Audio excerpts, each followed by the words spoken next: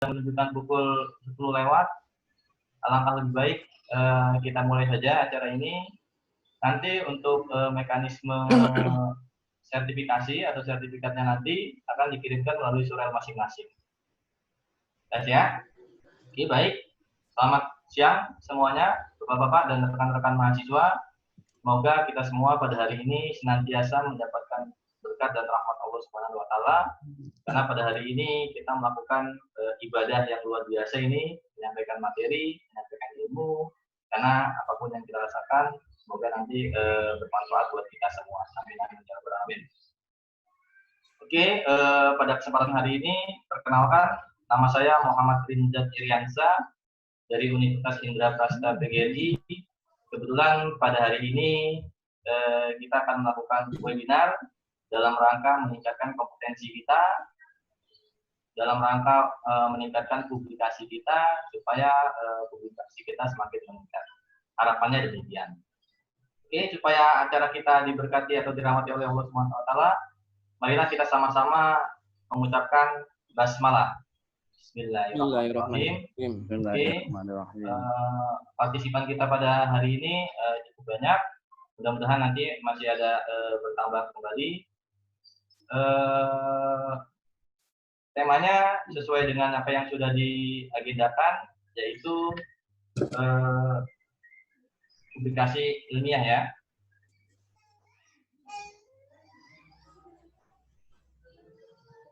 Oke.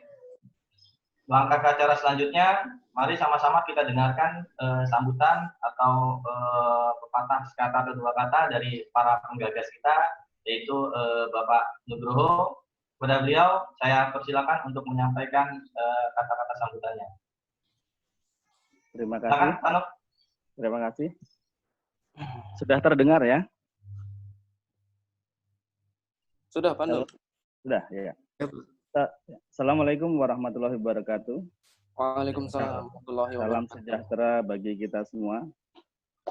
Yang terhormat narasumber webinar pagi hari ini, Bapak Suwarno SSI MPD, Ustadz kita, Ustadz Lufyansah SS MPD, moderator sekaligus MC kita, Bapak Rinjat Iriansah SS MPD, serta para peserta webinar.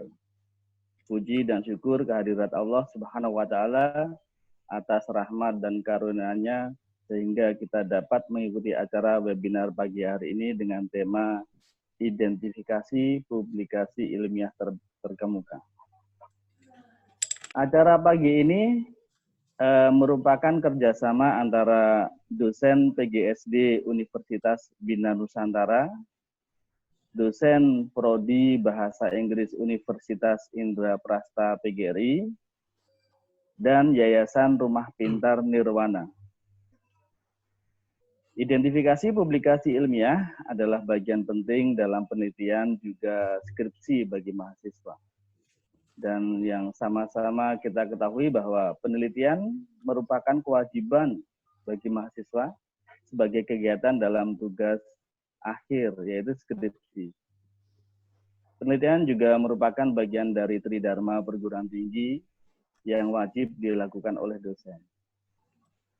Semoga setelah mengikuti kegiatan hari ini, kita dapat mencari publikasi ilmiah terkemuka menggunakan aplikasi Publish or Perish, menemukan publikasi ilmiah sesuai dengan topik penelitian atau skripsi, dan mengimplementasikan aplikasi Mendeley dalam penelitian. Untuk itu saya ucapkan selamat datang dan terima kasih atas partisipasi saudara semua dalam acara ini. Saya juga mengucapkan banyak terima kasih kepada narasumber dan semua panitia yang telah bekerja keras sehingga terlaksananya webinar pada pagi hari ini. Sekian dari saya, terima kasih. Wassalamualaikum warahmatullahi wabarakatuh. Waalaikumsalam warahmatullahi wabarakatuh. Terima kasih saya ucapkan kepada Bapak Nugroho. Seperti yang kita ketahui bersama bahwa memang tuntutan profesi ke depan mengajak kita supaya lebih berkompetensi lagi dalam rangka publikasi supaya kita ranahnya sudah go internasional, karena jelas negara kita dari segi data publikasi sangat tertinggal jauh dari negara tetangga kita yaitu Indonesia. Jadi yang dipikirkan sekarang kuantitas terlebih dahulu, bukan kualitas. Nah, bagaimana kita bisa mengejar kuantitas itu dengan cara salah satunya yaitu publikasi tulisan kita atau publikasi artikel ilmiah di dalam jurnal internasional terindeks. Kurang lebih seperti itu. Yang terhormat pembicara kita Bapak Suwarno dari Universitas Bina Nusantara. Kebetulan beliau ahli dari bidang publikasi, bidang metodologi dan lain sebagainya, yang mana kita bisa mendapatkan manfaatnya nanti dalam rangka meningkatkan kompetensi kita supaya menjadi lebih baik lagi.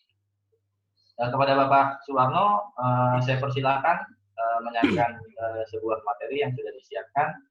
Semoga bermanfaat. Silakan Pak. Ya, terima kasih dengan Pak Muhammad Rinzat, Pak. Pak Rinzat, terima kasih Pak Rinzat. Ya. Nah, supaya lebih mempererat tali silaturahim, saya mohon izin untuk perkenalkan diri saya dulu ya. Silakan Pak. Saya akan tampilkan CV saya. Apakah sudah muncul? Sudah muncul ya? Oke. Nama saya Suwarno, saya salah satu dosen di jurusan PGSD. PGSD itu Primary Teacher Education kalau di Binus University ya. Tahun 2005 sampai 2010 saya mengambil S1 bidang matematik di IPB, Institut Pertanian Bogor. Kemudian tahun 2012 sampai 2015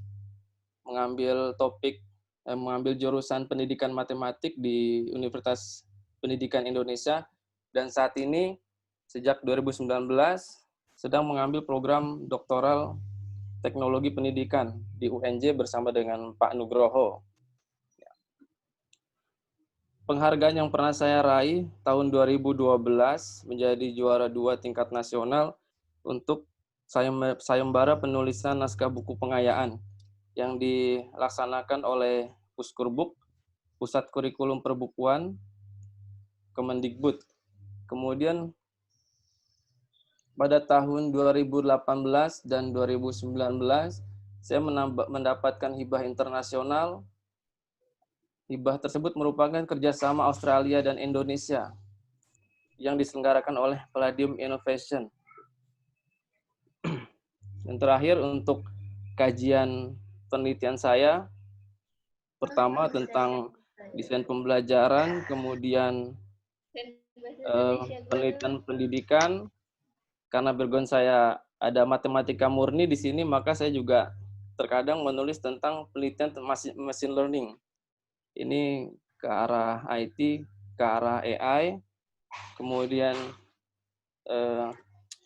juga topik tentang online learning, dan saat ini sedang fokus penelitian tentang bibliometrik. Ini sesingkat deskripsi diri saya.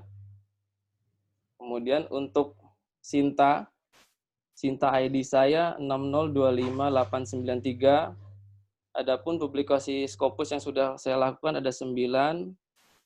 Kemudian Google Scholar baru 13. Oke, saya rasa cukup untuk pengenalan diri. Sampai sini mungkin ada pertanyaan atau saya bisa lanjut ke materi? Lanjut aja, Pak. Lanjut aja, oke. Seperti yang saya sampaikan kepada Pak Nugroho bahwa hari ini saya akan berbagi pengalaman bagaimana kita menyiapkan referensi atau artikel yang terindeks bereputasi.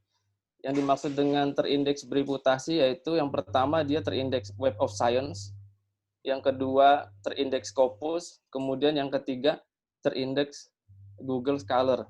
Tapi untuk penelitian internasional, saya menyarankan minimal terindeks Scopus. Mungkin selama ini yang kita lakukan, baik pembimbing maupun mahasiswa, umumnya mencari referensi berdasarkan dari Google Scholar seperti ini. Umumnya gini kan. Kemudian langsung diketikkan judul apa yang ingin kita cari. Nah, setelah itu Google Scholar memunculkan link nama-nama jurnal. Baru kita sortir mana yang kita perlukan. Nah, di sini saya akan berbagi pengalaman bagaimana mencari referensi lain dengan menggunakan suatu software, suatu perangkat lunak yang namanya Publish or Perish. Oke. Apa yang bisa dilakukan oleh Publish or Perish? Ya. Publish or Perish ini bisa men-tracking, kalau dalam bahasa komputer, men-tracking artikel ilmiah, dan dia memberikan informasi terkait dengan banyaknya sitasi untuk papernya dan banyaknya sitasi untuk penulisnya. Nah, Publish or Perish ini merupakan suatu software yang bersifat open source, gratis.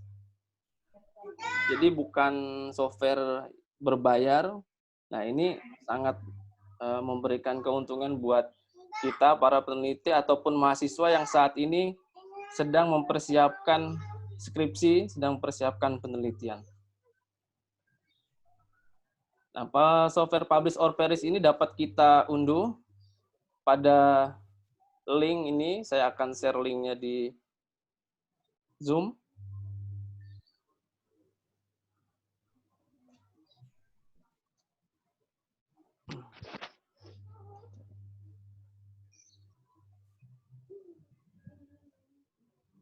Apakah sudah muncul linknya? Harzing.com. Ya, harzing.com /sources Publish or Perish.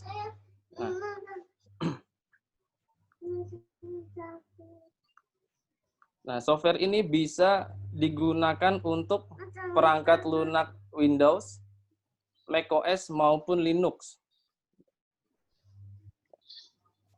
Apapun jenis OS-nya, tampilannya akan sama dan cara penggunanya akan sama. Ya, hanya mungkin proses instalasinya aja yang berbeda. Dan ukuran file ini termasuk ringan, sehingga saya kurang dari 100 MB.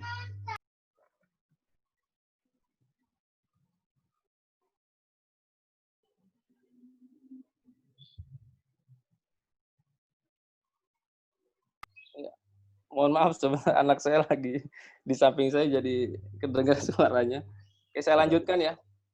Nah, ini nanti bisa di-download, kemudian di-install pada masing-masing laptop atau PC. Pada kesempatan ini saya menggunakan macOS, tapi seperti yang tadi saya sampaikan bahwa untuk teknik penggunaannya tidak jauh berbeda untuk iOS yang lain.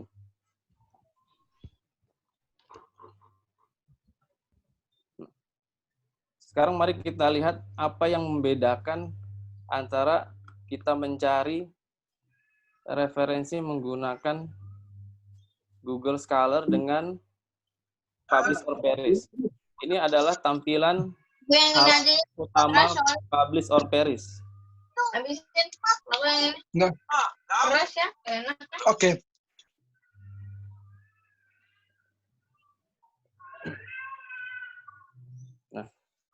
Ini tampilan halaman utama Publish or Perish. Nah, di sini kita bisa lihat ada beberapa fitur. Yang pertama, pencarian untuk indeks Crossref, kemudian indeks Google Scholar. Selain itu, kita bisa juga mencari profil penulis berdasarkan indeks Google Scholar. Kemudian ada indeks Microsoft Academic, indeks Scopus, dan terakhir indeks Web of Science. Nah, pada kesempatan ini saya akan menjelaskan teknik mencari artikel ilmiah dengan indeks Google Scholar dan semoga bisa sampai Scopus ya, karena ini butuh tricky. Nah, sekarang misalkan untuk uji coba pertama, kita ingin mencari artikel terindeks Google Scholar, Maka yang kita lakukan adalah pilih bagian Google Scholar, kemudian akan muncul seperti ini. Ada kolom penulis, kolom author, kemudian publication name, kemudian title word, dan ada keyword. Kemudian pada bagian maximum number of result, ini kita bisa atur dalam sekali pencarian berapa banyak artikel yang akan muncul. Kita bisa setting apakah hanya 10 dan maksimal 1000. Kemudian sebelah kanan ada kolom years, ini kita bisa tentukan kita akan mencari metadata artikel dari periode berapa sampai berapa. Sebelumnya saya akan sampaikan bahwa yang dilakukan oleh publish or perish ini, dia hanya mencari metadata, bukan full paper. Nah, untuk mencari full papernya nanti ada cara tersendiri, nanti kita bisa menggunakan Skyhub salah satunya, mungkin ada yang pernah menggunakan. Nah, di sini saya ulangi lagi, dia hanya membantu mencari metadata. Metadata sesuai dengan apa yang kita perlukan. Sebagai contoh, misalkan kita ingin mencari suatu topik penelitian dengan judul, misalkan apa, dalam bahasa Inggris apa ya umumnya ya? Bahasa Inggris biasanya topiknya apa kalau boleh tahu? Blended learning. Nah, misalkan blended learning, kita mau mencari suatu artikel dengan judul blended learning. Maka cukup kita tuliskan judulnya di bagian title word. Kemudian apabila kita punya keyword yang spesifik, maka kita bisa munculkan di bagian keyword. Dan juga apabila kita punya nama penulis yang spesifik, bisa dituliskan di sini, ataupun publikasinya. Misalkan saya ingin mencari judul artikel blended learning untuk publikasi Elsevier, misalkan seperti itu. Maka ini kita ketikkan Elsevier. Selanjutnya kita tentukan periodenya. Apabila ini kita kosongkan, maka publish or perish akan mencari semua periode untuk artikel yang berkaitan dengan blended learning.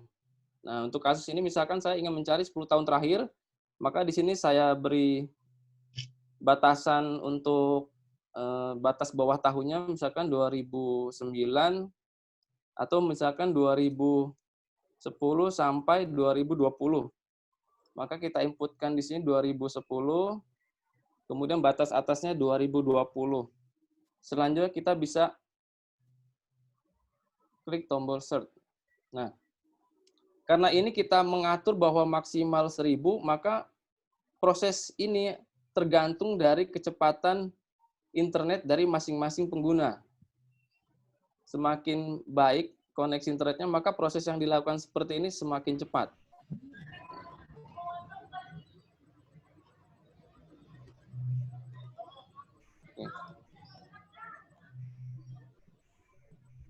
Ini untuk pada proses ini kita bisa menunggu sampai proses selesai ataupun bisa kita cancel. Tapi konsekuensinya jika proses ini kita cancel, maka beberapa artikel di sini berdasarkan informasi maksimum 274. Apabila kita cancel pada proses tertentu, maka dia tidak akan sampai 274. Seperti itu. Oke. Nah, pada bagian bawah ini maka akan muncul beberapa informasi. Yang pertama, informasi terkait citasi, kemudian citasi per tahun, ranknya, kemudian nama penulisnya, judul artikelnya, kemudian tahun publikasinya, kemudian pada kolom ini publikasinya, publishernya, penerbitnya, kemudian tipenya apa. Nah, di sini kita bisa lihat pada bagian sebelah kiri ada informasi publication year. ini sesuai dengan batasan yang kita tentukan, yaitu 2010 sampai 2020. Kemudian jumlah paper yang diperoleh selama periode itu adalah 274 paper. Kemudian ada citasi per tahun, citasi per paper, maupun penulis per paper dan H-index-nya. Informasi ini, baik citasi, per year, rank, maupun tahun, kita bisa urutkan dari H-index terkecil atau H-index terbesar, cukup dengan mengklikkan bagian kolomnya. Misalkan citasi saya urutkan dari H-index tertinggi sampai H-index terendah. Nah, dari sini kita bisa melihat bahwa semakin tinggi H-index-nya, artinya paper tersebut merupakan paper yang dalam blended learning itu umum digunakan sebagai referensi. Sebagai contoh, misalkan artikel dengan judul A Study of Student Satisfaction in a Blended Learning System Environment. Ini memiliki H-index 776, kemudian paper ini terbit pada tahun 2010, dengan publikasinya adalah Computer Education, dan publishernya adalah Elsevier. Seperti yang sudah saya sampaikan sebelumnya, bahwa ini adalah metadata, hanya metadata. Metadata itu artinya kita hanya mendapatkan beberapa informasi tanpa disertai dengan full papernya. Nah, untuk mengetahui di mana letak artikel ini dipublish, kita cukup memilih artikel mana yang akan kita cari. Sebagai contoh, saya akan mencari artikel dengan judul A Study of Student Satisfaction, maka cukup klik kanan, kemudian open article in browser. Maka Publish or Paste akan mengarahkan tempat paper tersebut dipublish. Lalu kita akan memperoleh informasi seperti ini. Jadi saya ulangi bahwa Publish or Perish hanya menampilkan metadata, kemudian jika kita ingin melihat lokasi artikel tersebut dipublish, cukup klik kanan, maka Publish or Perish akan menampilkan sumber utama dari artikel tersebut dipublikasikan. Pada bagian ini, kita diarahkan ke website Science Direct. Itu. Science Direct ini merupakan buatan Scopus, dan seperti kita ketahui bahwa Scopus itu tidak semua institusi memiliki akses. Artinya, jika suatu institusi ingin mengakses metadata yang ada di Scopus ini, maka institusi tersebut harus mendaftarkan diri dengan mungkin beberapa persyaratan termasuk biaya ya, sehingga bisa mengakses ke sini. Tapi ada juga beberapa paper yang memang bisa diakses umum dan gratis. Nah, pada kasus ini, artikel yang tadi kita cari, di sini ada keterangan get access.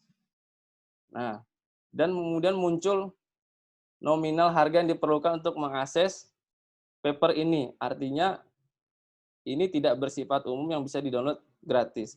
Ada trik yang mungkin sudah umum dalam bidang penelitian ya, bagaimana kita mencari full paper dari suatu artikel tanpa memiliki akses ke Scopus, yaitu kita bisa memanfaatkan link Sci-Hub. Saya akan share di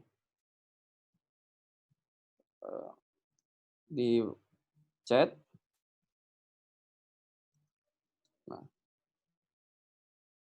Nah, sudah muncul? Sudah muncul ya? Sampai sini suara saya apakah jelas? Cukup jelas, Pak. Cukup jelas ya, oke. Nah, sekarang kembali ke artikel yang tadi, bahwa di sini ada informasi judul, kemudian penulis, dan DOI, Digital Object Identifier. Nah, yang kita perlukan untuk mendapatkan full paper dari artikel ini adalah kita mengcopy DOI-nya. Ini kita copy, kemudian kita paste di bagian website Sci-Hub, kemudian klik open.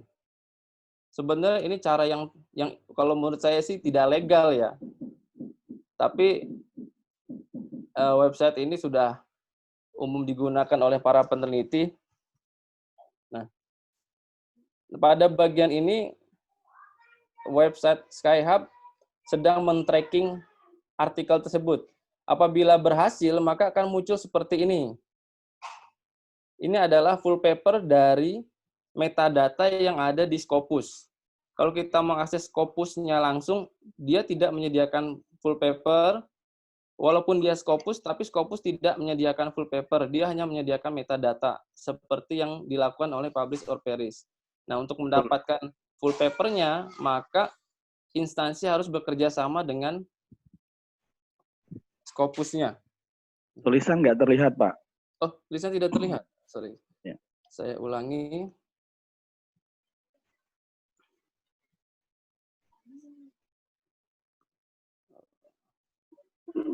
Sudah terlihat? Ya. Nah, Ya. tadi tahap untuk mendapatkan full paper ini, maka yang kita perlukan adalah DOI-nya, Digital Object Identifier. Maka pada bagian ini kita copy, kemudian kita paste pada kolom Skyhub, dan nanti akan melakukan suatu proses men-tracking artikel, sehingga apabila berhasil, maka munculnya seperti ini di Skyhub. Ini adalah full paper-nya. Full paper lengkap. Nah, full paper ini bisa kita download.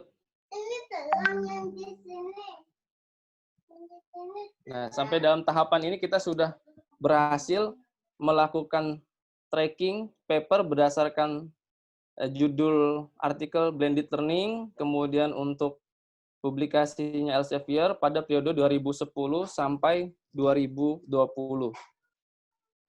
Seperti itu. Mungkin sampai sini bisa bertanya dulu.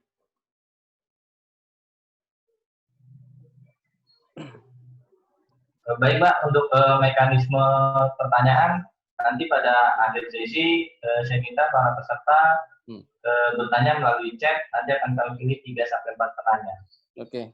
Nah, seperti itu aja, Pak. Oke ya. Nah. Oke. Berarti saya lanjutkan saja ya. Ya, Pak. Baik, Pak. Oke.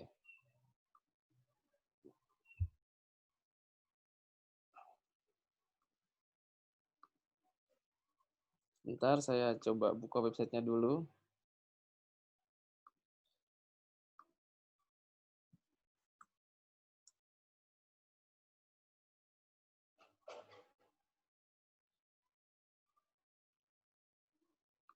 Apakah sudah muncul di layar? Belum. Apakah sudah muncul di layar? Belum. Belum ya? Nah. Belum. Ini sudah? Ya, sudah. Sudah ya.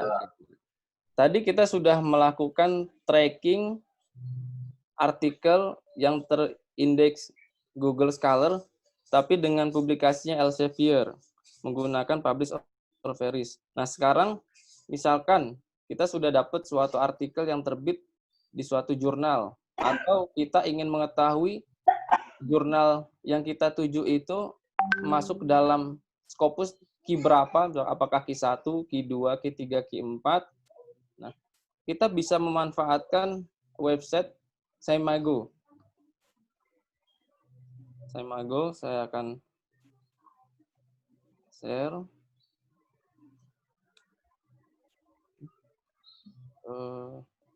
Apakah muncul linknya di chat?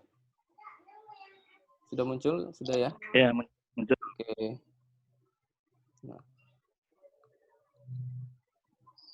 Nah, Scimago ini berbeda dengan Scopus.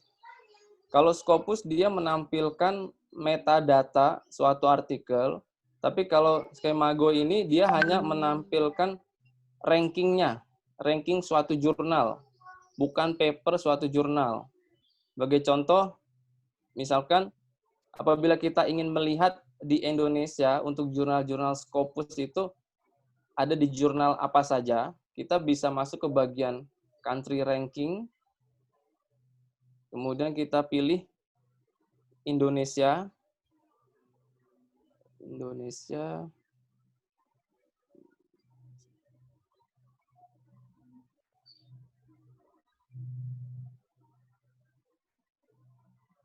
Nah, Indonesia ada di urutan 47. Kemudian ketika kita pilih Indonesia,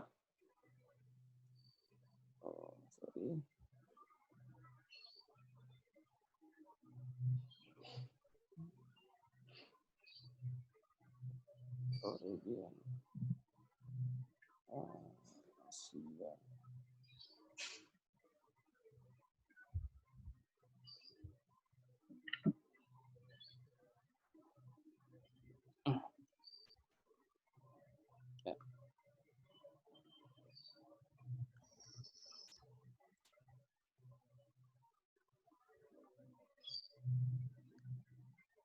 Sebentar ya.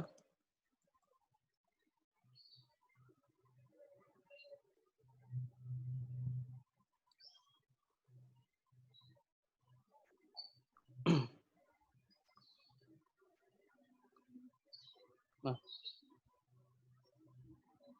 Oke. Maaf tadi yang harus kita lakukan adalah masuk ke bagian jurnal ranking. Kalau country ranking dia langsung umum secara umum negaranya. Kemudian kalau jurnal ranking dia dalam satu negara kemudian akan melist beberapa jurnal Scopus yang ada di negara tersebut. Nah, di Indonesia ini adalah beberapa daftar jurnal Scopus dan kita bisa melihat di sini untuk sebagai contoh nomor 1 Indonesian Journal of Science and Technology ini merupakan Scopus dengan kuartil Q1. Apabila kita mempunyai suatu artikel dan kita ingin publish, maka kita bisa memanfaatkan ini. Apakah mau di-publish di Scopus Q1, Q2, Q3, atau Q4 untuk Indonesia atau untuk negara lain. Di sini kita bisa lihat ada Journal on Mathematics Education, Jurnal Pendidikan IPA Indonesia, dan rata-rata di sini berkaitan dengan teknologi ya kalau kita bisa lihat. Nah, kemudian untuk jurnal ini kita bisa klik judul jurnalnya. Saya pilih Indonesian Journal of Science and Technology, maka akan muncul informasi terkait jurnal tersebut, termasuk harusnya halaman web tempat jurnal tersebut.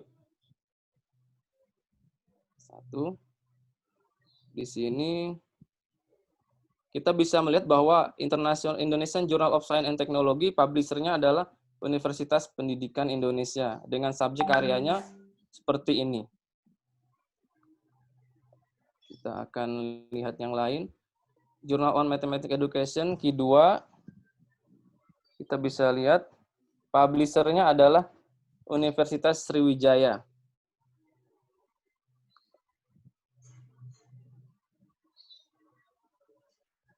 Oke.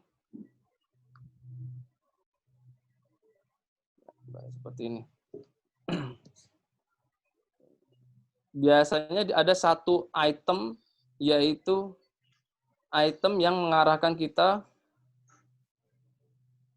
untuk mengarahkan ke website jurnal tersebut. Coba kita lihat yang ini.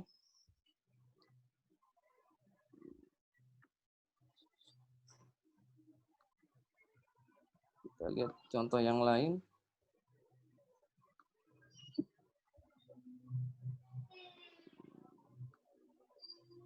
Misalkan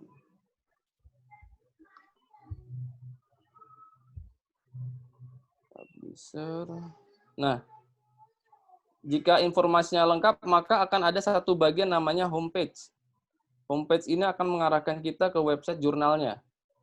Kalau kita klik, maka ini adalah halaman website untuk publisher International Journal on Advanced Science, Engineering, Information Technology. Itu.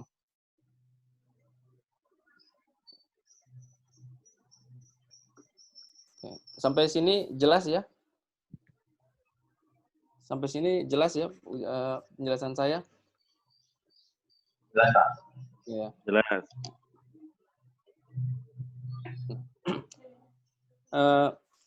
Ini adalah cara kita mencari referensi dari mencari metadata, kemudian mencari full papernya, kemudian yang ketiga mencari jurnal Scopus untuk Q1, Q2, Q3, maupun Q4. Sekarang apabila misalkan kita sudah membuat suatu artikel ilmiah, sudah punya artikel lengkap, dari judul sampai kesimpulan, sampai referensi, tetapi kita bingung. Artikel yang kita tulis ini kita mau submit kemana? Baiknya seperti itu. Nah, ada satu cara, sebagai contoh, misalkan ini artikel saya, artikel tentang bibliometrik, misalkan saya punya judul artikel Bibliometric Review of Research Trend on 3D Printing Technology for Learning, kemudian ini sudah lengkap sampai referensi, saya mencoba mencari jurnal yang menampung topik penelitian saya.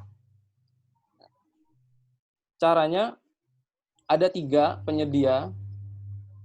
Yang pertama adalah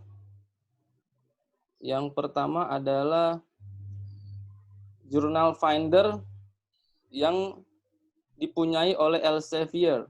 Saya akan kopikan linknya.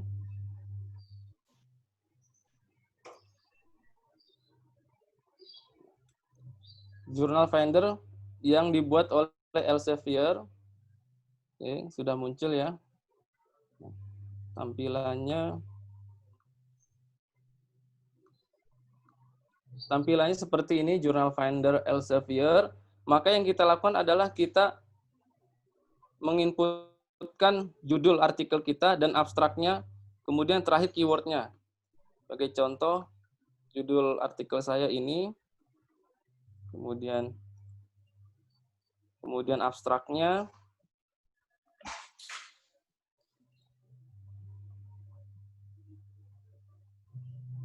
yang terakhir keyword,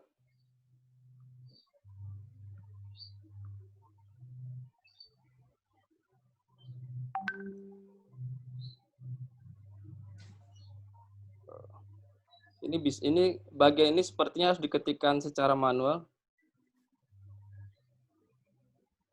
Kemudian field of research-nya bisa kita tentukan apakah masuk environmental science, imunologi, dan sebagainya. Di sini saya akan masukkan ke computer science, setelah itu find journals. Kemudian Journal Finder Elsevier ini akan merekomendasikan artikel saya yang sudah saya masukkan tadi itu direkomendasikan masuk ke Journal of Informatics atau Information Processing Management dan sebagainya. Di sini banyak. Ini adalah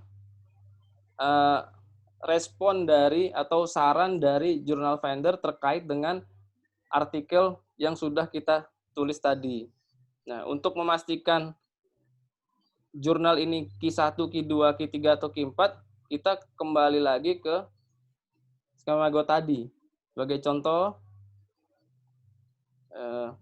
misalkan saya ingin masukkan atau mau submit artikel saya ke dalam Journal of Biomedical Informatics. Saya ingin tahu ini Q berapa. Maka saya masuk ke skema Go tadi, saya ketikkan judul jurnalnya di sini, maka akan muncul Journal of Biomedical Informatics. Ini merupakan jurnal yang ada di negara United States dengan Scopus Q1. Seperti itu. Nah, itu untuk mencari rekomendasi jurnal mana yang sesuai dengan judul penelitian saya, yaitu kita bisa manfaatkan Journal Finder Elsevier. Yang kedua, sama teknisnya dengan Journal Finder Elsevier. Yang ini adalah Springer.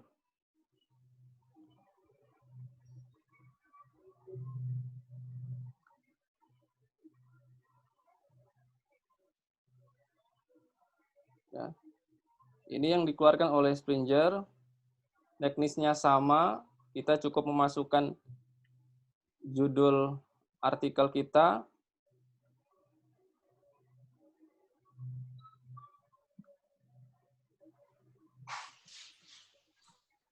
kemudian abstrak,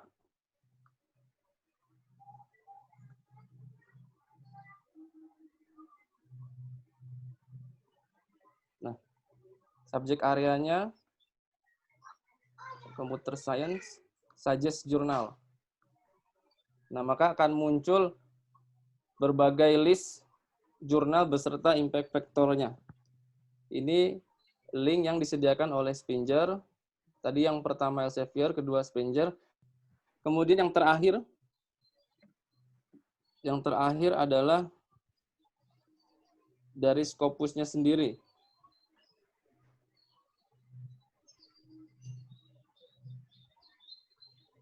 Sebentar, saya coba buka linknya dulu.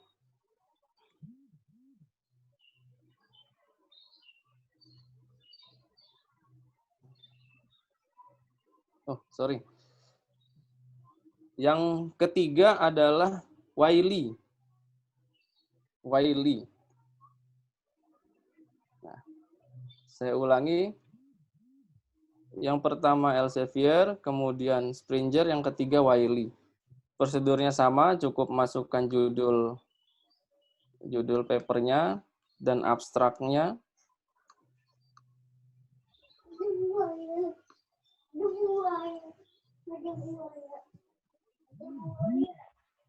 Kemudian dia akan memberikan daftar nama jurnal yang direkomendasikan untuk topik penelitian ini.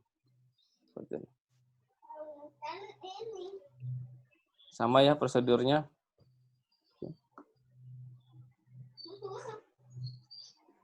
Nah, kembali ke publish or perish tadi, sebelum saya lupa, tadi kita sudah mencari artikel untuk terindeks Google Scholar. Nah, sekarang saya akan memberikan trik bagaimana mencari metadata Scopus bagi peneliti atau mahasiswa yang tidak punya akses akun Scopus.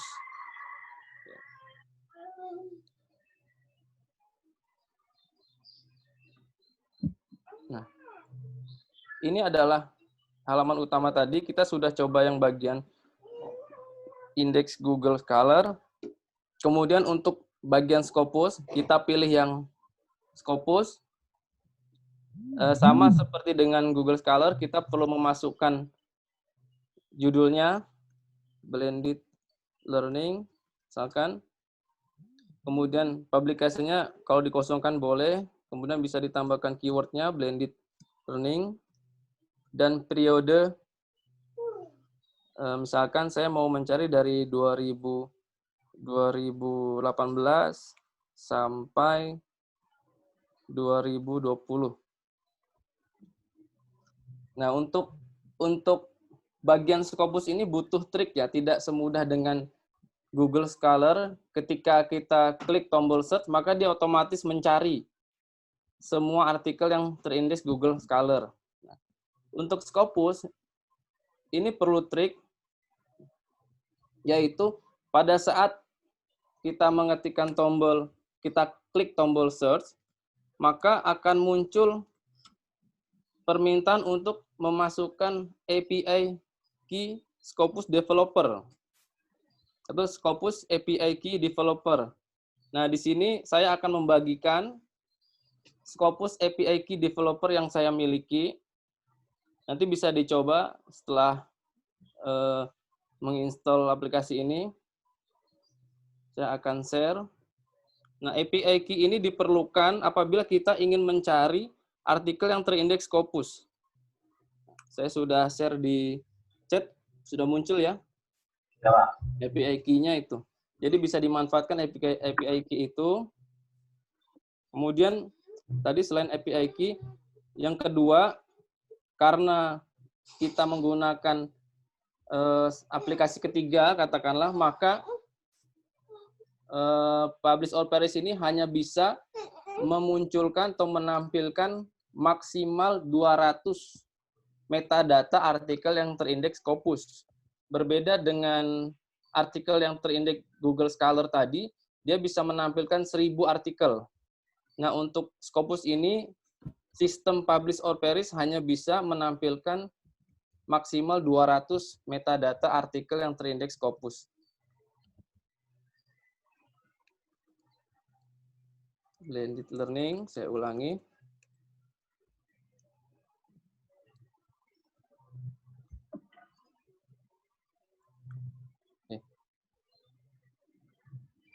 Nah, hanya maksimum 200 metadata artikel terindeks Scopus. Pada saat saya klik tombol search, dia tidak meminta API key, itu artinya saya sudah menginputkan API key pertama kali pada saat saya menggunakan publish or perish. Jadi ketika kita sudah masukkan API key satu kali, tidak akan diminta berulang-ulang untuk memasukkan itu. Dia secara otomatis akan menyimpan API key-nya.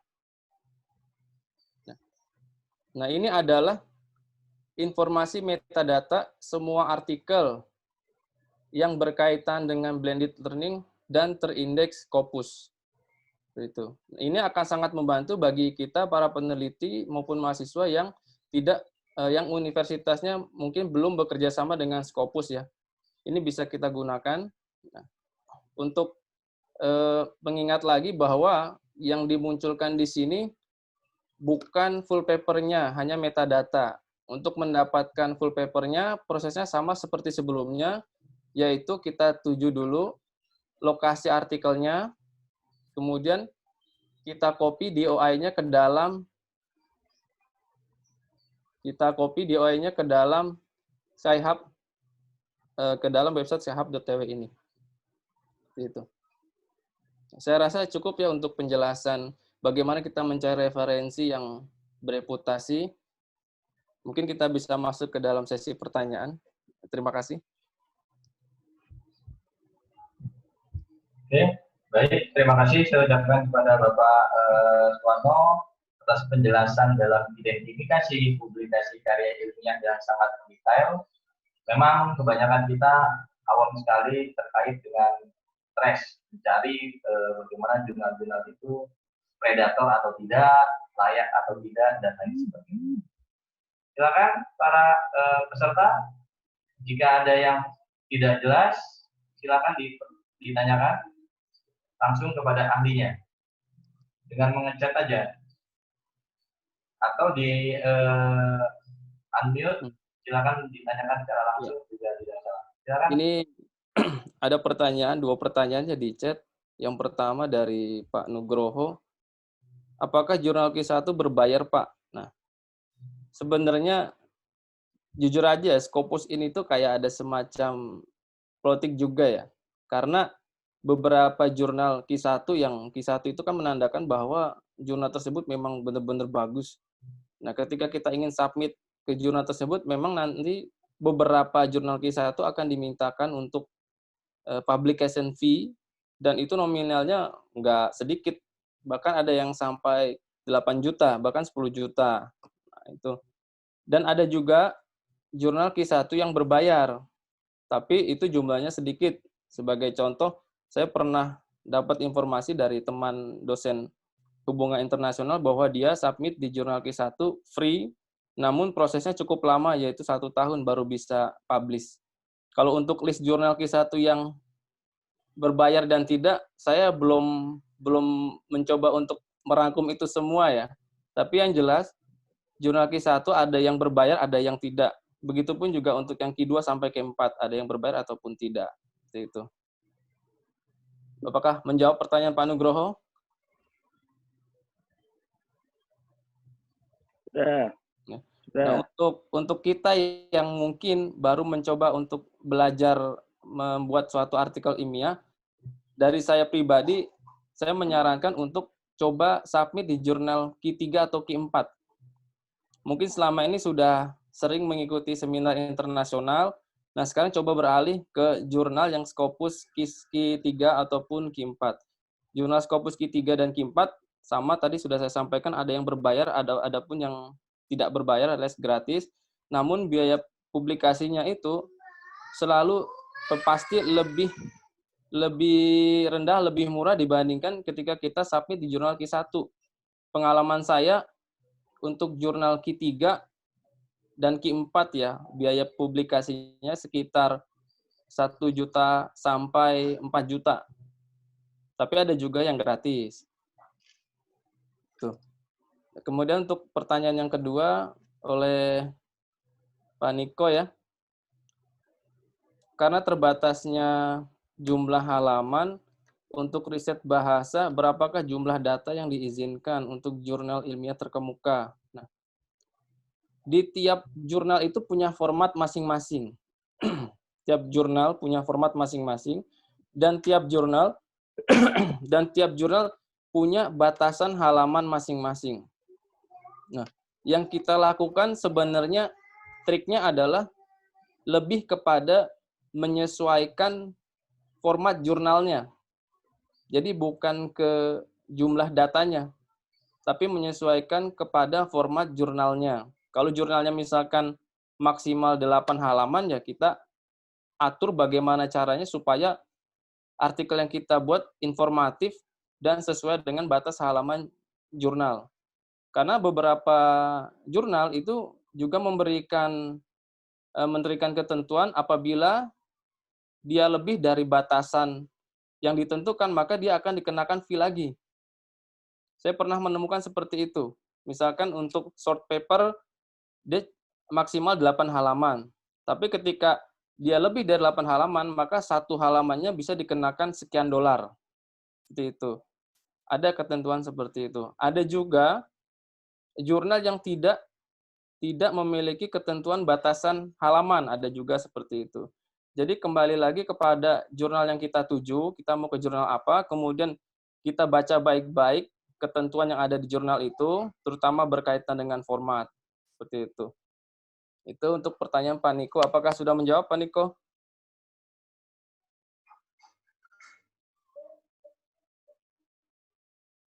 Ya, sudah Pak. Terima Ya, kasih. oke. Kemudian untuk pertanyaan ketiga dari Pak Dede Kurniadi Putra, saya ada kendala dalam mentranslate jurnal ke bahasa Inggris. Untuk submit ke jurnal bereputasi, apa bisa menggunakan Google Translate dengan Grammarly misalnya? Nanti setelah ini ya Pak Dede, saya akan kasih tips bagaimana kita memanfaatkan tools yang berkaitan dengan bahasa Inggris bagi kita yang background-nya bukan bahasa Inggris. Nanti Pak Dede ya. Setelah sesi kedua, nanti tolong diingatkan. Saya lanjut dulu untuk pertanyaan keempat dari ini Bapak atau Ibu ya? Lutfi, Pak Lutfi mungkin ya? Kendala yang harus dihindari bagi para penulis pemula jurnal internasional seperti saya ini. Kendala yang, maksudnya kendala seperti apa ya? Kalau dari pengalaman saya, misalkan kita untuk permulaan ingin submit di jurnal Q4 misalkan, maka yang harus kita lakukan adalah kita mencari referensi sebanyak-banyaknya minimal jurnal Q2, minimal jurnal Scopus Q2. Kalau kita ingin submit ke jurnal Q4 ataupun Q3 seperti itu. Nah, kalau yang kita ingin submit ke jurnal Q1, Q2, selain kita punya referensi Q1 atau Q2, umumnya dalam jurnal itu ada ketentuan, salah satunya kita harus mensitasi beberapa jurnal atau beberapa artikel yang sudah terbit di jurnal tersebut. Jadi untuk Q1, Q2, selain kita harus mengambil referensi dari jurnal Q1 ataupun Q2, ada beberapa publisher jurnal yang menyatakan bahwa kita harus mensitasi artikel yang sudah diterbitkan dalam jurnal yang kita tuju. Seperti itu pengalaman saya sebelumnya. Nah, jadi untuk mencoba, kita ingin mencoba untuk submit ke jurnal Scopus, yang perlu diperhatikan yang pertama, kita sesuaikan dulu artikel kita dengan format dari jurnal yang kita tuju. Yang kedua, usahakan referensinya kita gunakan minimal Scopus Q1 atau Q2. Kemudian untuk bahasanya ada teknik, ada cara yang kita bisa manfaatkan supaya bahasa Inggris yang kita gunakan itu setidaknya benar-benar bahasa yang bisa diterima oleh para publisher seperti itu. Nanti ada beberapa tools yang akan saya share setelah sesi kedua ya. Oke. Sampai sini apakah diterima, apakah memenuhi jawabannya Pak Lutfi?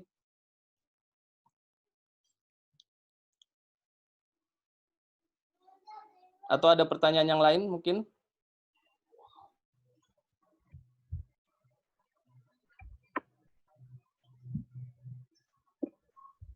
Saya rasa untuk mengenai tools, Pak, itu sepertinya penting untuk dijelaskan bagi pemula, terutama mahasiswa-mahasiswa kita yang ingin mencoba publikasi ke dalam jurnal reputasi tadi, Pak.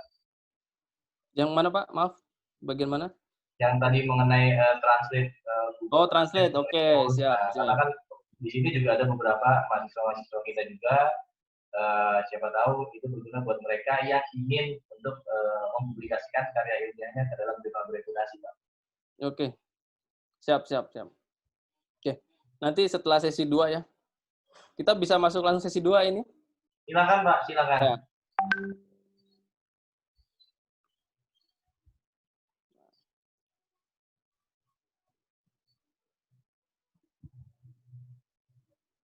Sudah muncul belum ya? Belum.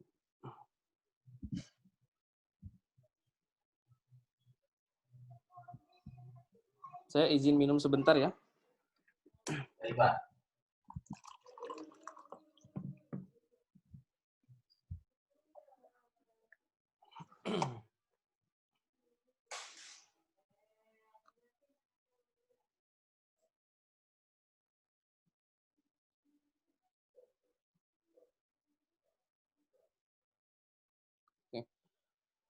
Baik. Pada sesi pertama tadi, kita sudah belajar bagaimana mencari referensi dari artikel yang terindeks Google Scholar maupun yang terindeks Scopus. Untuk saat ini, saya belum pernah mencoba mencari artikel yang terindeks Web of Science, karena institusi yang saya tempat kerja sekarang memang tidak bekerja sama dengan Web of Science. Berdasarkan pengalaman, sebenarnya indeks yang paling baik dijadikan referensi adalah Web of Science yang pertama, yang kedua Scopus. Nah, pada sesi ini saya akan berbagi ilmu tentang memanfaatkan suatu software referensi, manajemen referensi, yaitu Mendeley. Mungkin dari kita beberapa sudah pernah menggunakan ini. Mendeley ini termasuk software yang open source juga, gratis, sama seperti Publish or Perish. Adapun manfaat untuk Mendeley yang pertama, ini akan membantu peneliti, akan membantu penulis untuk membuat bibliografi, untuk membuat referensi secara otomatis. Beberapa jurnal terkadang meminta suatu format tertentu pada bagian referensi. Misalkan jurnal tersebut meminta format referensinya adalah API style, atau formatnya adalah IEEE, dan semacamnya. Nah, format-format ini apabila kita tuliskan secara manual, maka ini akan sangat tidak efektif ya, akan sangat menghabiskan banyak waktu. Nah, Mendeley ini akan membantu kita membuat format-format tersebut secara otomatis. Yang kedua, Mendeley juga kita bisa melakukan kolaborasi antar peneliti secara online menggunakan Mendeley. Yang ketiga, mengimpor makalah dari perangkat lunak penelitian lain dengan mudah. Kemudian ada tools yang pencarian makalah yang relevan dengan apa yang sedang kita baca. Yang terakhir, akses makalah yang kita baca ini bisa diakses juga secara online. Nah, Mendeley ini bisa kita bisa ambil di website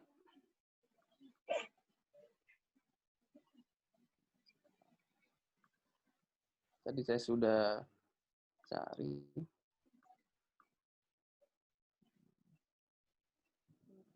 Mendeley, sebentar ya.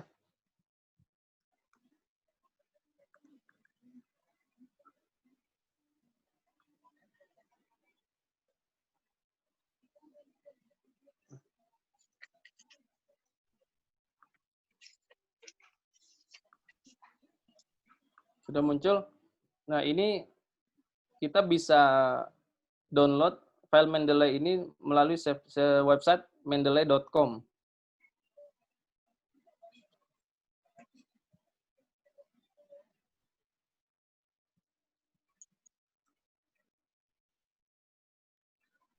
Oke.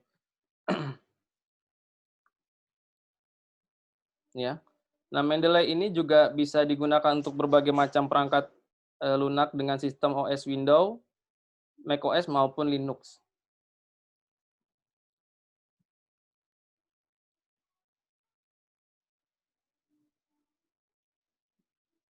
Ini juga memiliki memori yang ringan, jadi tidak akan menghabiskan storage dari laptop ataupun PC yang kita gunakan. Nah, ini adalah tampilan halaman Mendeley. Di sini muncul banyak artikel, artinya ini artikel yang sudah pernah saya upload, sudah pernah saya simpan di dalam Mendeley.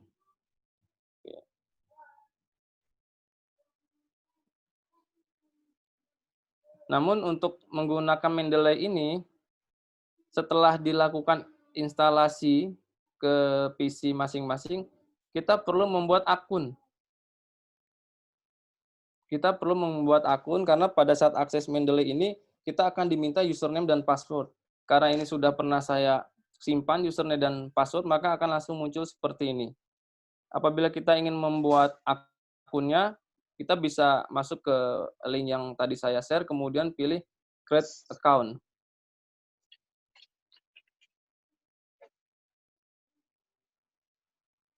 Nah, nanti akan diminta beberapa informasi.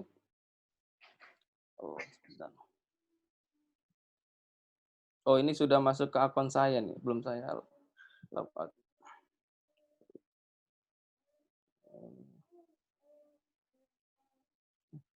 Create free account.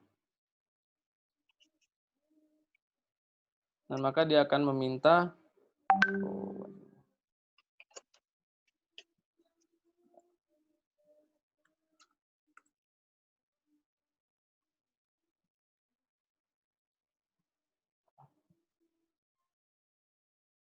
Oke. Nah, ini kita anggap misalkan kita sudah membuat account.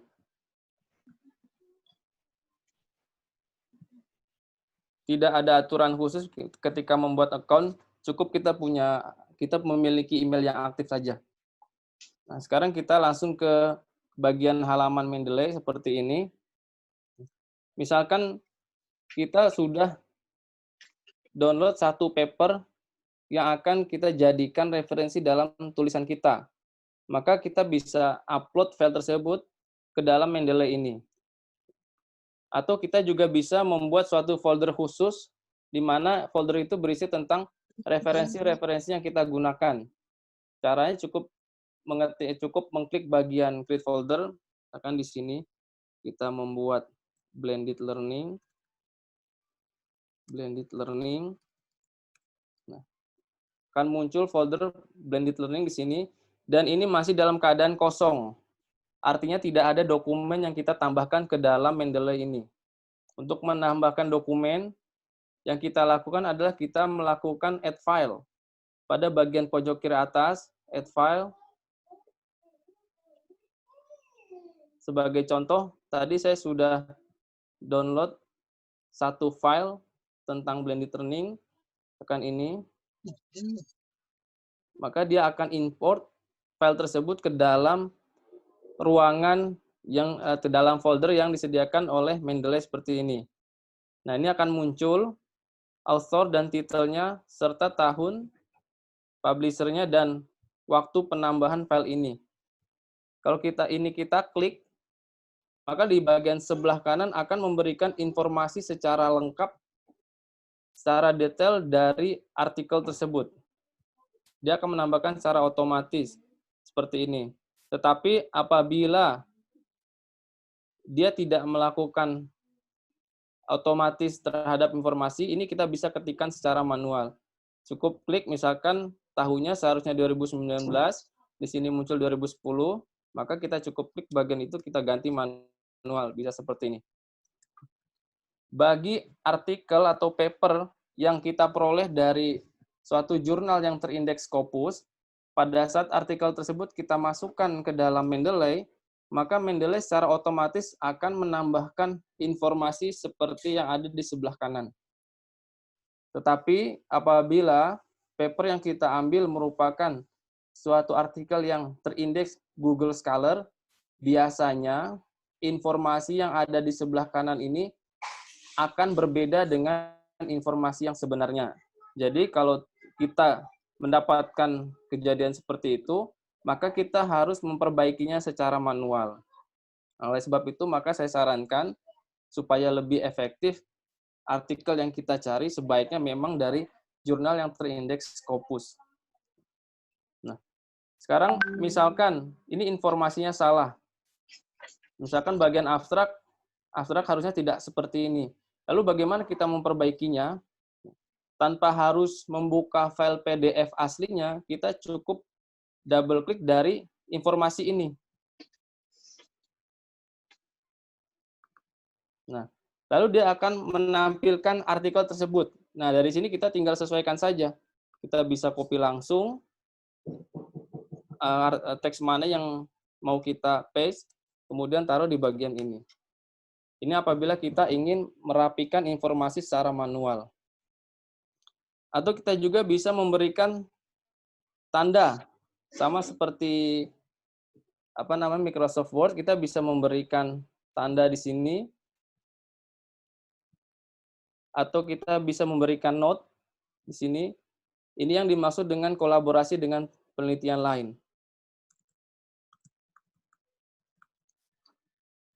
Saya biasanya menggunakan Mendeley ini untuk menuliskan referensi-referensi yang sesuai dengan format penulisan referensi. Kalau untuk kolaborasi seperti ini saya masih jarang gunakan. Umumnya saya pakai ini untuk referensi. Saya akan memberikan contoh.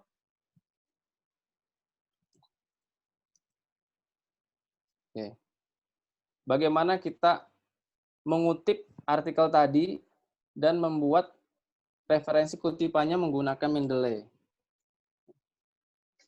Pada saat pertama kali kita menginstal Mendeley, maka selain akan dimintakan username dan password, yang kedua akan ada pilihan untuk menginstal add-on, namanya add-on Mendeley ke dalam Microsoft Office. Add-on-nya ini juga disediakan secara gratis. Saya coba carikan link add-on-nya.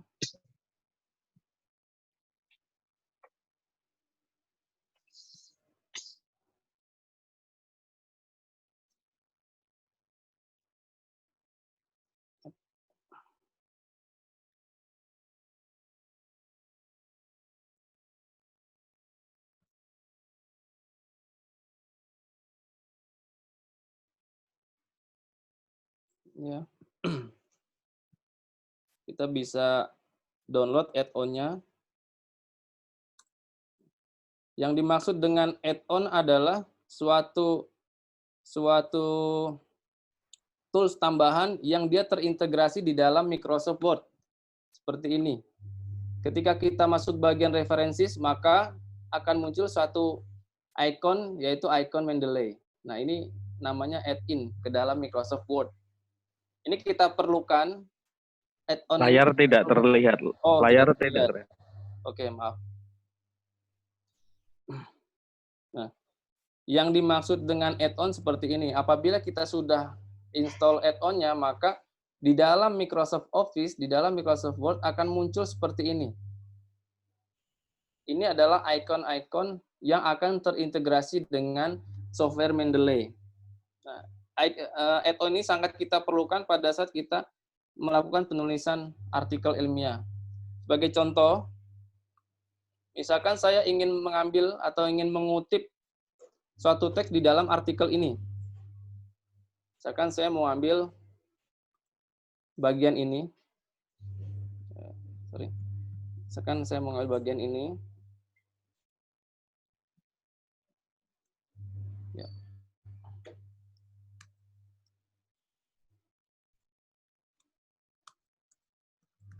Maka biasanya kalau dalam suatu jurnal misalkan dia inginnya format API style. Bagi kita yang belum pernah memakai Mendeley, biasanya kita mengingat-ingat formatnya apa dulu nih. Tapi dengan menggunakan Mendeley ini akan mempersingkat waktu.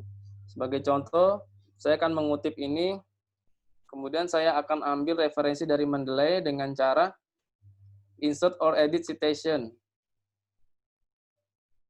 Kemudian masuk ke go to Mendeley, lalu cari artikel yang kita citasi. Di sini saya mengambil artikel ini.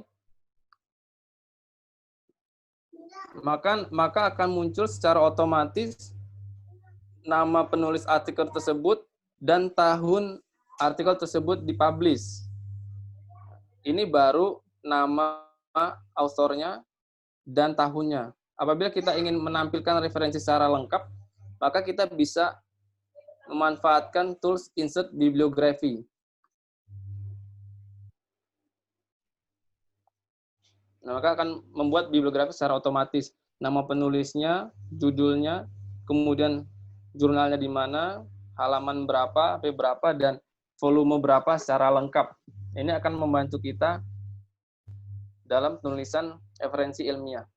Atau kita bisa juga ganti, misalkan jurnal tersebut minta formatnya bukan API style, misalkan mintanya IEEE, maka itu kita bisa ganti pada bagian style di sini. IEEE, kita klik, kemudian lakukan refresh atau secara otomatis dia akan berubah ke dalam format API style seperti ini. Ini kan akan sangat membantu kita dalam menulis referensi. Oke. Selain itu, sekarang saya kembalikan dulu. Selain teknis yang saya jelaskan tadi, ada satu tools juga yang bisa dilakukan, yaitu menggabungkan dua penulis. Sebagai contoh, misalkan saya ingin ambil satu penulis lagi.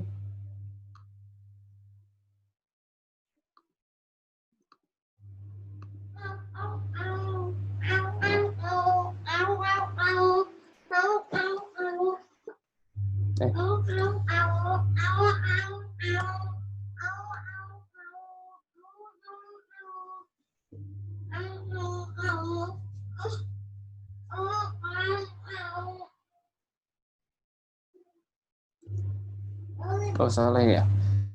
Saya ulang.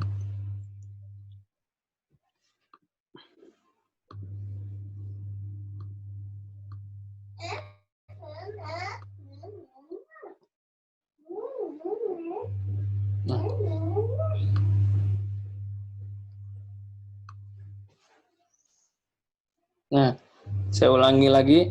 Misalkan saya ingin menggabungkan dua artikel ini dalam satu kutipan, maka kita cukup blok semua nama penulis dan tahunnya, kemudian klik Merge Citation. Maka dia akan merge dalam satu istilahnya dalam kurung yang sama ya. Itu. Ini fungsi dari Merge Citation. Sampai sini jelas? Bapak dan Ibu atau bagi mahasiswa?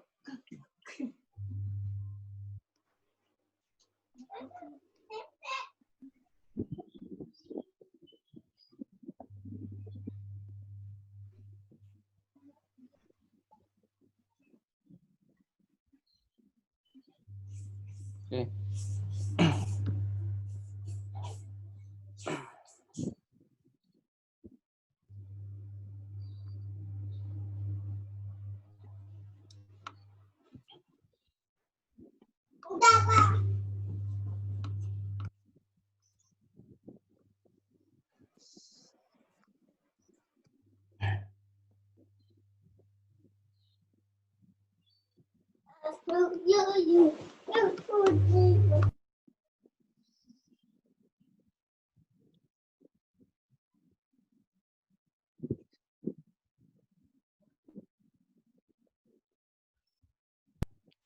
Oke, mohon maaf saya minum dulu.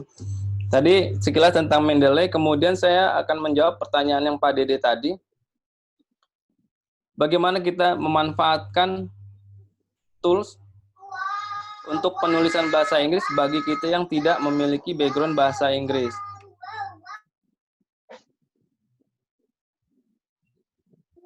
Saya biasanya memanfaatkan translator yang sudah umum, yaitu Google Scholar ya. Google Translate. Maaf, Google Translate maksud saya. Sama seperti Bapak dan Ibu, saya menggunakan Google Translate. Oke. Saya langsung praktek saja ya. Saya akan ambil satu artikel saya yang masih dalam bahasa Indonesia.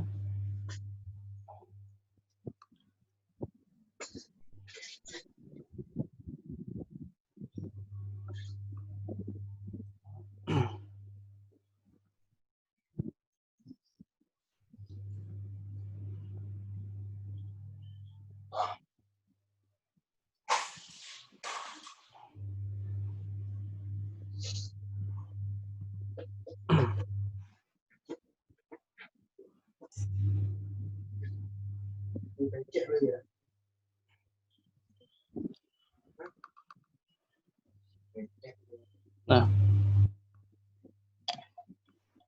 apakah sudah muncul? Sudah muncul? Nah, Sudah ya? Ini adalah artikel saya masih dalam bentuk bahasa Indonesia. Sekarang bagaimana kita mengubah artikel Indonesia ini ke dalam bahasa Inggris menggunakan tools, menggunakan IT. Bagi saya sendiri sebenarnya yang paling baik untuk mengoreksi tulisan bahasa Inggris ini memang harus kepada orang yang ahli bahasa Inggris. Gitu. Ahli bahasa Inggris. Jadi bisa saja berkolaborasi dengan penulis yang memang punya background bahasa Inggris sehingga dia bisa cek proofreading-nya ya, istilahnya seperti itu. Tapi yang saya lakukan selain berkolaborasi dengan teman-teman dari bahasa Inggris, saya melakukan proofreading menggunakan mesin. Oke. Misalkan di sini saya akan ubah ke dalam bahasa Inggris dulu seperti biasa menggunakan Google Translate. Maka akan muncul seperti ini. Seperti ini kan. Nah, translate yang ada di sebelah kanan ini saya tidak langsung paste ke dalam artikel saya. Tapi saya akan cek hasil translate ini menggunakan suatu tools yang sudah umum digunakan yaitu Grammarly. Mungkin ada yang pernah dengar Grammarly. Grammarly ini termasuk tool yang sifatnya sebenarnya dia berbayar. Nah, apabila kita ingin menggunakan Grammarly untuk versi premium, di e-commerce sebenarnya banyak tuh. Di e-commerce banyak yang menyediakan jasa akun premium untuk Grammarly. Jadi bisa manfaatkan akun membeli akun tersebut lewat e-commerce. Apabila Grammarly yang digunakan masih versi gratis, maka ada fitur-fitur yang terbatas. Grammarly bisa diakses melalui grammarly.com.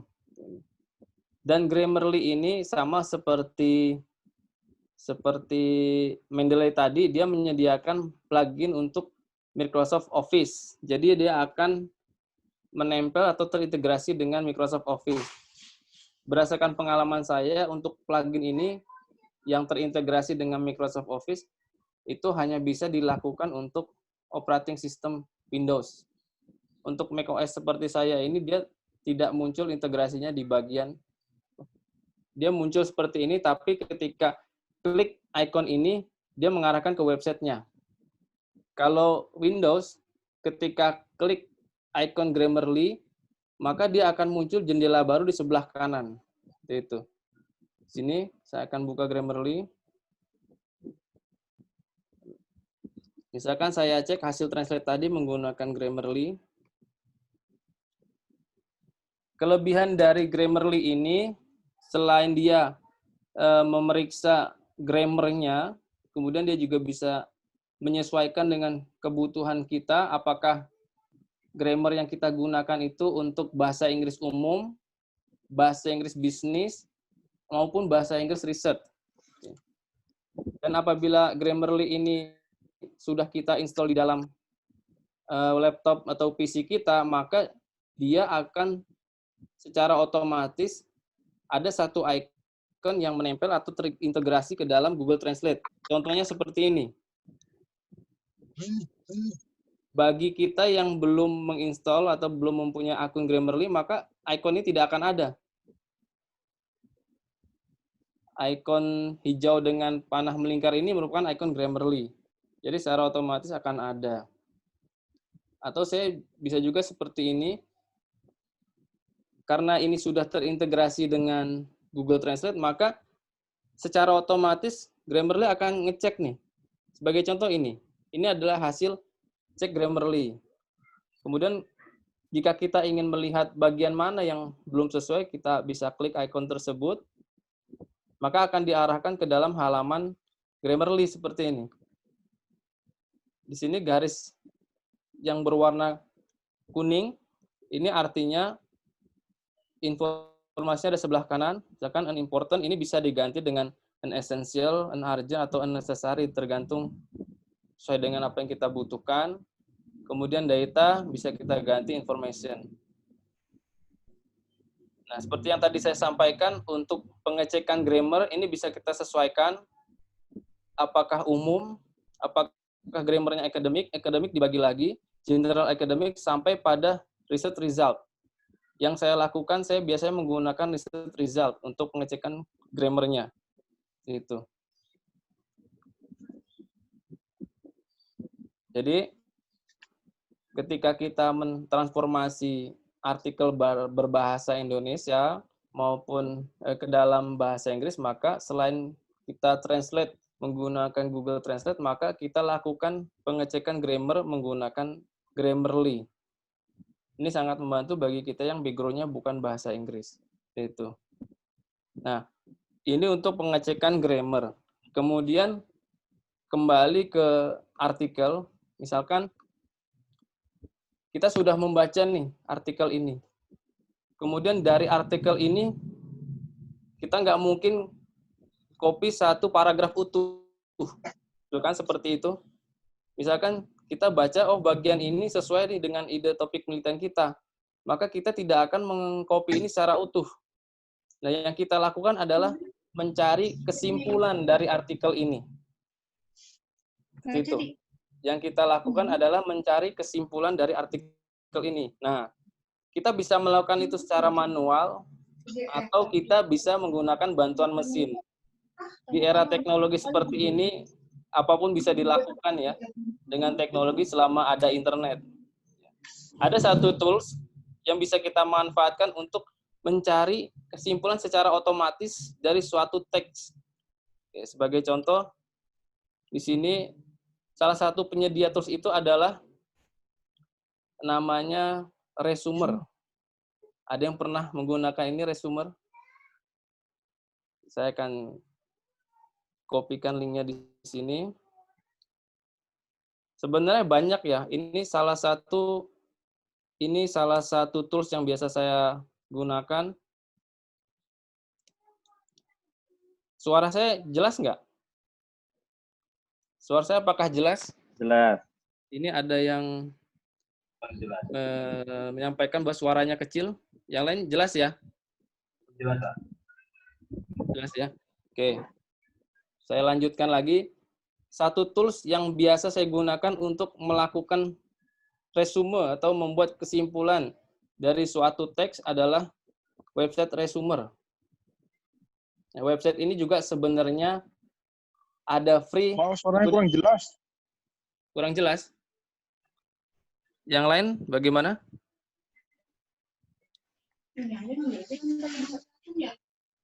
Apakah suara saya kurang jelas? Kurang jelas. Kurang jelas? Atau mungkin gimana nih? Bisa saya lanjutkan atau gimana? Karena di saya sudah full nih. Sudah saya maksimalkan suara saya. Di saya jelas. Jelas, Pak. Atau mungkin ada kendala di Pak siapa tadi yang kurang Ya, jelas? tadi jelas tadi. Oh, ini jelas. Sekarang jelas? Enggak, belum jelas. Belum jelas ya? Suara saya udah besar ini. Oh, udah. Udah kenceng juga. Tapi tadi bagus tadi. Mungkin di sananya, Pak. Ya, sebelumnya maksudnya yang pertama kali tadi bagus kok. Jadi nggak jelas ya. Oh, kurang tahu kalau itu.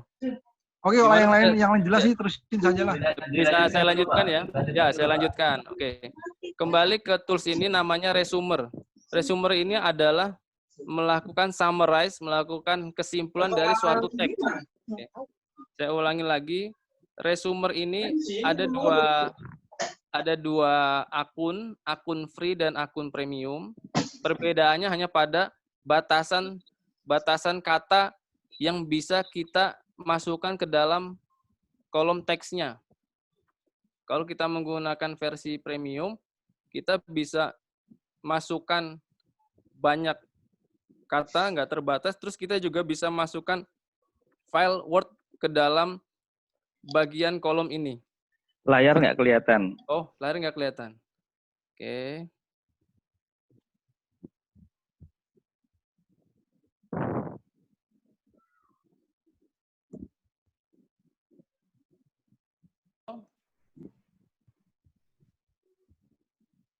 Sudah? Sudah ya, oke. Saya ulangi lagi. Saya menggunakan resumer untuk merangkum suatu teks dari artikel yang akan saya citasi. Resumer ini menyediakan dua akun. Saya tidak promosi ya, ini menyediakan dua akun premium dan akun free. Perbedaannya hanya pada akun free terbatas Word-nya. Kemudian kalau akun premium kita bisa memasukkan file ke dalam resumer ini. Di sini saya bisa menggunakan contoh yang free. Kemudian saya akan copy teks ini ke dalam resumer. Nah, seperti ini.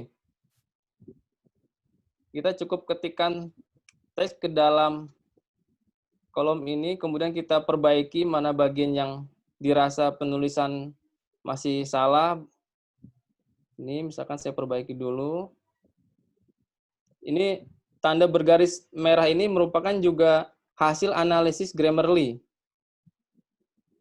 Nah, setelah kita input teks yang akan kita rangkum, kita cukup melakukan satu klik tombol resumer, maka mesin akan menyimpulkan secara otomatis.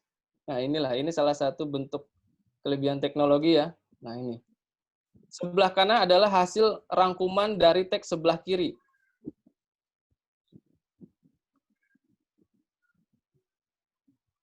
Nah, selain itu kita bisa menentukan apakah rangkumannya 90% dari teks sebelah kiri, ataukah kita bisa mengatur sampai 20% dari teks sebelah kiri. Itu. Nah, ini tools ini saya gunakan untuk melakukan suatu kesimpulan dari suatu paragraf. Setelah itu, misalkan kita mau ngambil bagian yang ini. Saya ulangi prosedurnya. Yang pertama, saya translate terlebih dahulu menggunakan Google Translate. Kemudian setelah ditranslate, atau misalkan teksnya terlalu panjang, kita rangkum dulu menggunakan resumer. Tetapi saran saya lebih baik tetap melakukan resume sendiri ya, karena ini kan mesin yang melakukan. Mungkin saja ada teks yang mesin tidak memahami maknanya, dia hanya melakukan resume berdasarkan word-nya saja, seperti itu. Nah, selanjutnya, trik yang saya lakukan, misalkan saya ingin mengutip suatu teks. Misalkan saya ingin mengutip ini. Salah satu trik supaya teks yang kita kutip tidak terindikasi plagiat, ini yang penting, supaya teks yang kita lakukan tidak terindikasi plagiat, maka yang kita lakukan adalah memparafrase teks tersebut. Untuk mengurangi plagiasi, kita lakukan parafrase terhadap teks tersebut. Nah, bagi teman-teman dosen Indra Partai yang memang background-nya bahasa Inggris, hal seperti ini mungkin mudah ya, melakukan parafrase sendiri. Tapi di sini saya akan kasih trik juga, bagaimana kita memparafrase menggunakan artificial intelligence, menggunakan AI, menggunakan mesin. Ada satu tools penyedia, saya menggunakan ini, namanya Quillboot. Nah, Quillboot AI Paraphrasing Tools.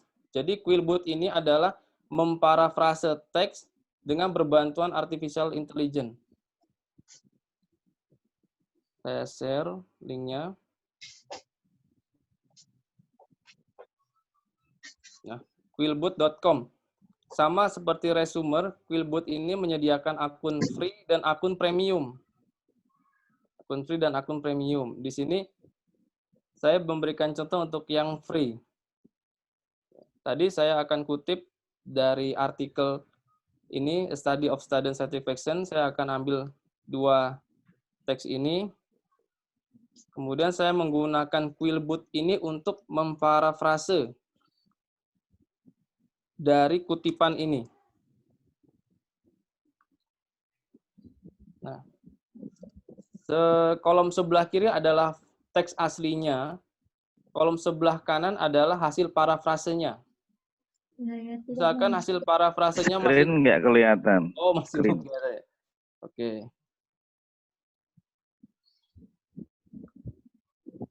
Ya. Saya ulangi. Setelah saya translate atau misalkan saya ingin mengutip suatu teks untuk mengurangi plagiarisasi, maka saya melakukan parafrase. Nah, parafrase ini apabila kita memang memiliki kompetensi dalam bahasa Inggris, memang baiknya dilakukan sendiri. Tapi apabila kita memang memiliki kekurangan dalam berbahasa Inggris, kita bisa manfaatkan satu tools, yaitu Quillboot namanya. Tools ini akan memparafrase teks menggunakan artificial intelligence. Pada bagian kiri ini adalah teks aslinya, kemudian sebelah kanan adalah hasil parafrase yang dilakukan oleh Quillboot. Misalkan untuk teks yang pertama, apabila hasil parafrasenya dirasa masih kurang bagi kita, kita bisa merefresh kembali, sehingga dia akan memberikan berbagai macam alternatif parafrase. Atau kita bisa ganti secara manual, misalkan Classroom Learning ini kita klik, maka dia akan memberikan berbagai macam pilihan, apakah akan diganti dengan Teacher Education, Teaching Process, dan sebagainya, atau Learning Process. Seperti itu.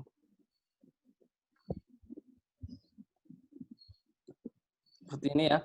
Saya simpulkan, jadi untuk mengubah penelitian kita yang awalnya bahasa Indonesia, kemudian akan ditransformasi ke dalam bahasa Inggris, dengan tujuan kita akan submit ke suatu jurnal yang International Training Scopus, maka yang kita lakukan, pertama, kita translate dulu, bisa menggunakan berbagai macam translator, bisa Google Translate atau Microsoft Translator. Kemudian setelah ditranslate, kita cek dulu grammarnya. Kita cek grammarnya bisa menggunakan Grammarly. Kita cek grammarnya menggunakan Grammarly. Kemudian apabila ada satu teks atau satu paragraf yang akan kita kutip ke dalam artikel yang akan kita tulis, sebaiknya jangan di copy paste langsung sama persis, karena itu akan meningkatkan presentasi plagiarisme terhadap artikel yang kita buat. Nah, caranya adalah kita parafrase dulu teks yang akan kita kutip menggunakan Quillboot namanya. Quillboot ini salah satu paraphrasing tools dengan menggunakan artificial intelligence. Ya, seperti itu. Saya rasa cukup untuk sesi 2. Mungkin kita bisa masuk ke sesi pertanyaan. Baik, terima kasih kepada Pak Suwarno mengenai tools-tools tadi, bagaimana kiat-kiat supaya tulisan kita mampu masuk ke dalam jurnal beredukasi, terutama dalam hal tingkat plagiasi. Memang dari segi plagiasi sendiri, checker itu kan berbagai macam tools ya, supaya ada yang menggunakan LinkedIn dan lain sebagainya. Tadi ada pertanyaan dari Pak Bro, bagaimana toolsnya tidak sesuai Pak tingkat plagiasi berdasarkan hasil plagiasi dari editor atau reviewer misalnya mengatakan bahwa plagiasi kita tingkatnya 33%, tapi begitu kita cek dengan menggunakan tools yang lain ternyata lebih sedikit dari 33%. Itu menanggapinya seperti apa Pak? Oke. Ya, terkait yang pertanyaan Pak Niko ini, mungkin si si pengelola jurnal itu dia hanya mengacu pada hasil angka yang ditunjukkan oleh software cek plagiarisme ya. Seperti itu, dia menggunakan baku itu nilainya. Kalau saya secara pribadi sebenarnya sebaiknya sih tidak mengacu pada hasil softwarenya. Setelah software itu kan hanya membantu mengecek berdasarkan kata ya, bukan berdasarkan makna loh, kata. Jadi memang baiknya ada orang yang mengecek kembali sebagai layer ya, layer kedua untuk meriksa plagiatnya. Nah, kalau memang kondisinya di jurnal tersebut saklek menggunakan hasil yang ditampilkan oleh software plagiarisme, sebaiknya lakukan parafrase. Seperti yang tadi saya sampaikan, parafrase. Parafrase itu kan dia mengubah susunan atau mengubah kata alternatif tanpa mengubah makna. Nah, Quillbot itu dia memparafrase, memberikan berbagai macam alternatif kalimat tanpa mengubah makna, seperti itu. Saran saya ya memang kalau kita ingin submit di jurnal tersebut, kita ikuti aturannya, perbaiki, kita revisi, kita parafrase. Seperti itu. Kemudian untuk pertanyaan Pak Uub Gufron ya, apakah Quillbot hanya bisa digunakan parafrase dalam bahasa Inggris? Ya, Quillbot itu hanya bisa digunakan parafrase dalam bahasa Inggris. Tapi ada satu tools yang serupa dengan Quillbot, namanya The Best, saya lupa. Ada satu tools itu dia bisa memparafrase bahasa Indonesia.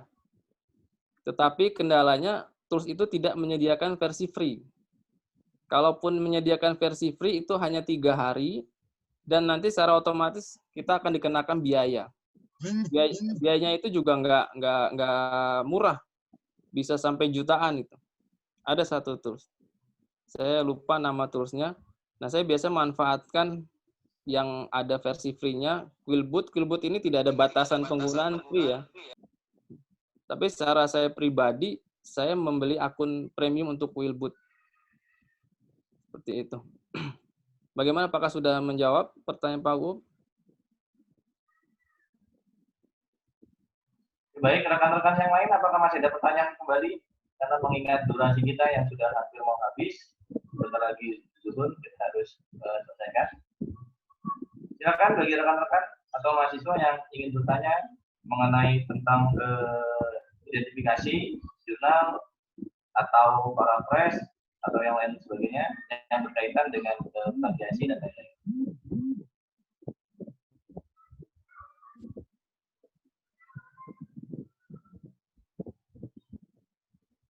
Apakah ada pertanyaan?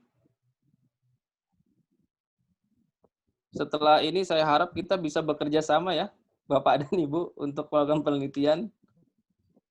Ya, yang diharapkan kan sinergitas, Pak. Iya, betul. Jadi tidak hanya sekedar ada workshop seperti ini kemudian selesai. Kita bisa bekerja sama di bidang riset. Silakan bagi rekan-rekan mahasiswa atau rekan-rekan dosen yang lain yang masih awam, baru mendengar istilah-istilah tadi.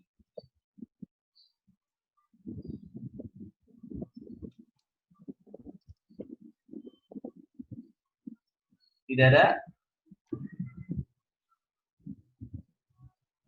Tidak ada? Ya, cukup. Cukup. Tidak ada, berarti saya rasa cukup.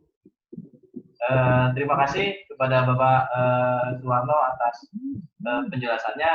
Materinya sangat-sangat bermanfaat sekali bagi kami, khususnya dosen dan bagi mahasiswa, dalam rangka publikasi ilmiah, karya ilmiahnya terindeks atau tidaknya, supaya hasilnya lebih bermanfaat dan lebih dikenal oleh banyak orang. Masih ada pertanyaan yang kurang jelas? Ya, sebelum ditutup, mari kita foto bersama dulu ya. Mohon Oke, bantuan baik. Bapak Ibu untuk menampilkan videonya, karena ini akan saya gunakan untuk laporan. Baik, baik. Kita. Bapak Ibu silakan bisa diaktifkan videonya masing-masing. supaya bisa teridentifikasi gambarnya. Nanti untuk mengenai mekanisme sertifikatnya bisa dikirimkan ke alamat surel masing-masing Bapak Ibu. Jika Bapak Ibu sudah mendaftar sebelumnya, karena alamat surelnya kami ketahui dari itu. Ya. Masih ada yang belum aktif videonya?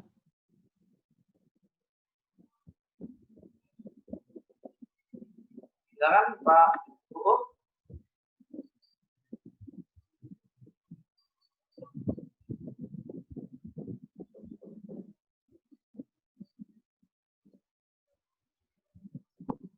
Sudah cukup? Yang lain nggak mau menampilkan? Oke ya, kita foto bersama. Oke, 1, 2, 3. Sudah. Oke, terima kasih untuk kesempatannya. Saya kembalikan ke moderator.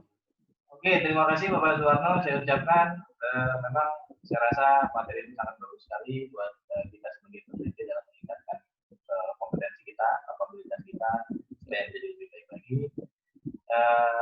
Dalam rangka acara terakhir kita, mari kita tutup sama-sama acara ini dengan pembacaan doa yang akan dibacakan oleh ustaz kita yaitu Kiai Haji Lutfi Ansah dari Universitas Indonesia. Pada beliau, saya persilakan Pak Lutfi. Baik, Assalamualaikum warahmatullahi wabarakatuh. Terima kasih Pak Suwarno, terima kasih Bapak Rizal, terima kasih Bapak Nugroho yang sudah memfasilitasi kami untuk belajar kembali. Atas nama dosen Unindra PGRI, kami mengucapkan terima kasih yang seluas-luasnya. Mari kita tutup webinar ini, mudah-mudahan seperti Pak Suwarno bilang berkelanjutan. Mudah-mudahan ini bisa berkelanjutan sampai kita bisa bikin project riset bersama-sama. Mari kita tutup. Tidak nampak mukanya. Tidak nampak mukanya.